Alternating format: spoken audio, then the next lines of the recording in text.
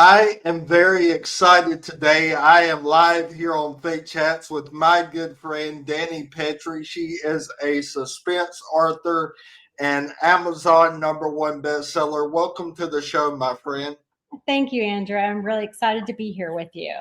So I'm excited because you write about one topic that really just intrigues my interest, and that is suspense. So to begin the conversation, share with us where suspense really draws your interest. Sure. So I've loved suspense since I was a kid. My mom gave me a mystery book when I was young, and I just started devouring them. I've had that love since I first started reading Agatha Christie and Nancy Drew. And as an adult, I love suspense novels. You know, my first Christian fiction novel I read was a suspense by D. Henderson.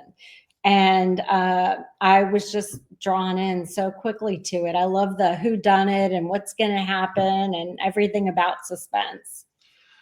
So I have to ask, are any of your stories related to real life cases or any of your characters just symbolizing any real life murderers or anything like that? Right. That's a great question. I don't normally do that, but one time with one of my books, and I don't want to give away which book it was because then it'll give away the story, but with Cold Shot, there was something that happened in the news. I wrote the book, and before it had even gone to publication, my editor sent me an article. The villain I had made, there ended up being a real life criminal that had done something very similar than what was in the book. And it just floored me. I mean, it wasn't the same crime, but it was the same background for the villain as this real life murderer had.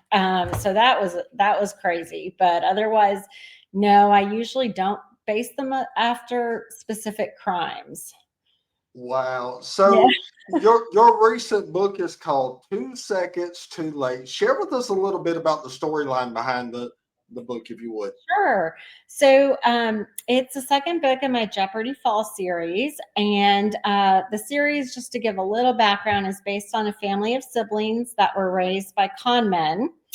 And they were pulled into this life of crime as kids. And as they grew up and became adults, they became Christians. They accepted Christ as their savior, wanted to turn their lives around, and decided to open a PI firm that fights injustice. And so the second book, 2 Seconds Too Late, features the sister, Riley McLeod, who is a tracker. And she hunts down people that need to be found, and she helps hide people who need to be hidden.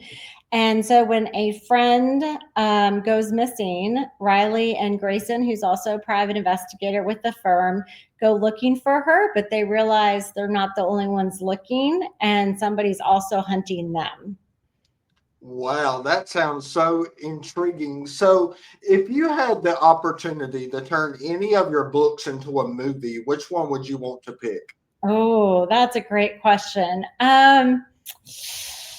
I would say probably, I'm torn, but I would probably say Sabotaged. It's one of my earlier books, but it's based on the Iditarod. And I just think visually that would just be so stunning with the sled dogs and the snow and the endurance race they go through.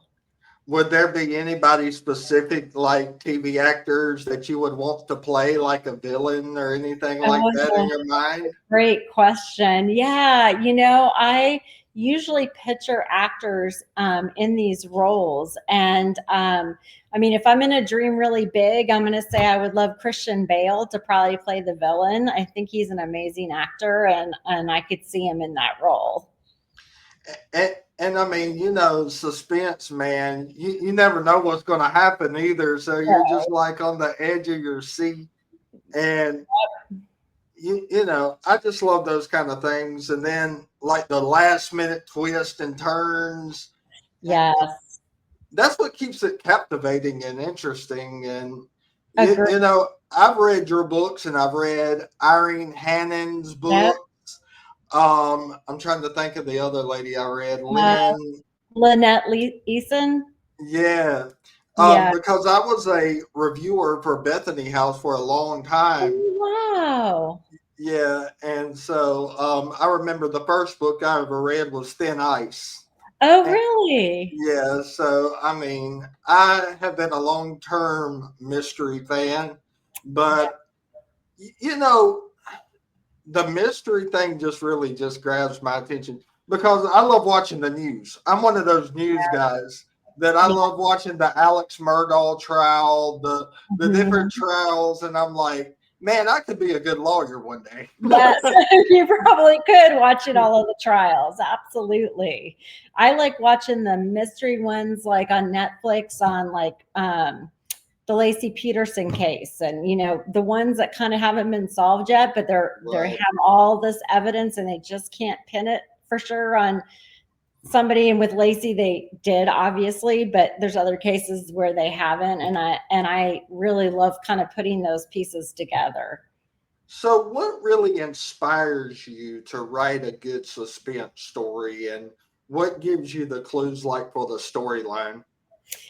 Great question. So for me, I think it's just honestly from loving other writers. Like you mentioned, Irene Hannon's great, Lynette Eason, um, D. Henderson, they're all fabulous. Terry Blackstock. And I think just when I read their books, I'm so captivated, like you said. I can't wait for that twist to come, and trying to guess who it is before it ends. And then the twist comes and you're like, oh my gosh, I didn't see that coming. And I think I just love that whole, it's like a puzzle. It's kind of like trying to put a puzzle together the whole time and then seeing the big picture at the end. And I just love that about suspense. So, what initially drew you to the suspense genre? Because I mean, you could have picked romance, you could have picked, there were Yeah. so many genres. What really drew you to suspense? Yeah, that's a great question. I honestly, when I started out, I loved classical literature. I thought I'd be writing historical romance. And it never really came together for me. And I took a year and just didn't write anything almost. And I prayed about it. And I kind of felt God giving me these ideas for these adventure suspense stories. And I started writing them in a notebook. And then I finally just got where one day I sat down and started writing the story that he, placed on my heart. And it was a suspense novel. And it took me a couple before I sold. But yeah, I think because I've always loved it. Um, and I read it so prolifically that's just where he has me writing. So, I'm sure it's hard, but as a suspense author, how do you balance the suspense and the excitement in the story? Great question. Yeah, suspense is definitely one that you really have to balance a lot of things at one time. And so, really, for the excitement level, it's through the pacing, it's how quick you tell the story, but also giving the reader time to breathe in between these edge of your seat moments because they need time to stop and think and they need time to kind of take a breath, and then you can kind of take them on the next adventure part of it. And so giving that speed up, slow down pacing, I think really helps with suspense and balancing those elements.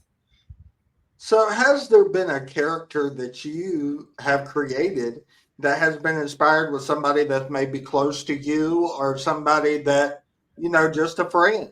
Yes, actually, yes. In my very first series, one of the McKenna brothers was based after my husband. A younger version when my husband was younger, but my husband. And two of the sisters were based loosely off my two daughters. And that was a lot of fun. They had different personality traits, they have different likes and dislikes. And that was a lot of fun. So, who would you say would be some of the authors that have significantly helped you in your career to mentor you to where you are? Oh, absolutely. So Dee Henderson, I love, and she was gracious enough to mentor me up through publication and through several of my novels once I was published. She just really shepherded me in the craft of suspense writing. But once I was published, there's so many people that have helped along the way. Lynette Eason is one of them. Um, she's always super helpful. She endorsed my first book. Irene Hannon's another one. I've just been really, really fortunate to have great mentors. So, what are some of the biggest challenges that you face as a suspense author writing narratives? Oh, great question. I think the hardest part for me is trying to make it hard for the reader to guess who did it, but not so hard that they can't guess who did it. I want it to be where they're really guessing, but once they figure it out, it makes sense to them. So it's not like, oh, I never saw that coming and it makes no sense. I didn't see that coming, but it makes sense. And you know what? It's always like that aha moment when you get to the end and it's like, oh, so they were the ones who did it. Exactly, exactly. I always love those ones where you have the gut instinct where you think that you Mhm. do know who did it and it wasn't that person to I start with. know. That is the best story for me. I love when that happens. You know, it's good storytelling then. Exactly. So, how do you engage with the reader when you Mhm. write a suspense novel or, um, through the storyline? Yes. So I would say my readers are super encouraging to me. And I know when I'm writing, I know they're praying for me. I get notes and emails. And I know they're just expressing excitement for the next book, which helps me going. Like some days I don't feel like writing, let's say, and I'll get an email going, can't wait for the next book. And that'll encourage me to get myself in that chair and do my writing for the day. And also just thinking about the stories that my readers expect from me when they pick up one of my books. I want to write the stories that they'll pick up and go, oh, this is a Dani book. And they'll enjoy the experience based on what they're used to from me. So, what legacy do you hope to leave in the suspense genre, and how do you hope that your work impacts readers? Oh, great question on the legacy. Um, on the legacy, I would say, that I've written books that readers can really enjoy and identify with, that there's something they can take away and learn from them. I think that would be the biggest thing is what readers say about me and who I was as a writer, and a person would definitely be the legacy that I would want to leave behind. And if I had the chance to say, reading your books, I would say that your books are the adult version of Nancy Drew. So, Oh, so I encourage adults to pick up your books because you know it's just like Nancy Drew lives on oh, because the excitement, the suspense, it keeps you on the edge of your seat. And I mean, I'm a mystery person, yeah. so I mean, I say pick up a good book and just read. Thank you so much. That is like the highest compliment I could ever ask for, being Nancy Drew growing up. That's amazing. I love Nancy Drew. So that's a huge compliment. So thank you. And I also think that middle school and high school kids would love those kind of books. And you don't hear of kids these days reading a whole lot, but or even anything. Period. Yeah. So if we could get your books or Irene Hannon or Lynette Eason or anybody's book for that matter, it would be a great thing for them. Yes, I agree. And I feel like there's not a lot of Christian suspense books available for middle grade and Right. teens, like you're saying. Um, and so, yes, I think if they could be introduced to the books, I think it would be a great thing for them. Well, Danny, thank you so much for your time. I have highly enjoyed this conversation. And I encourage folks to go to DaniPettrey.com. They can order your book 2 Seconds Too Late from Amazon and other online distributors. Thank you so much for your time. Thank you so much for having me. All right. God bless.